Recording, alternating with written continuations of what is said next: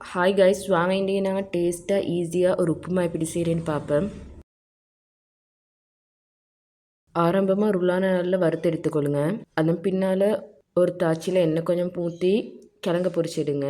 அதே பாத்திரத்தில் ginger garlic paste, வெங்காயம், கொச்சுக்கத்தூள், மஞ்சத்தூள், கருவேப்பிலை, கடுகு போட்டு நல்லா தாளித்து எடுத்துக்கொள்ளுங்க.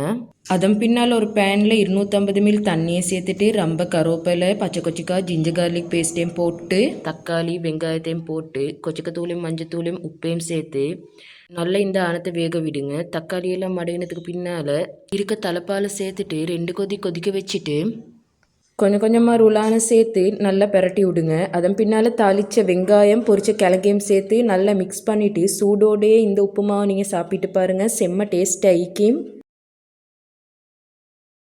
உங்களுக்கு இந்த ரெசிபி பிடிச்சிருந்தேன்டா லைக் பண்ணுங்கள், ஷேர் பண்ணுங்கள், மறக்காமல் என் சேனலை ஃபாலோவும் பண்ணுங்கள்.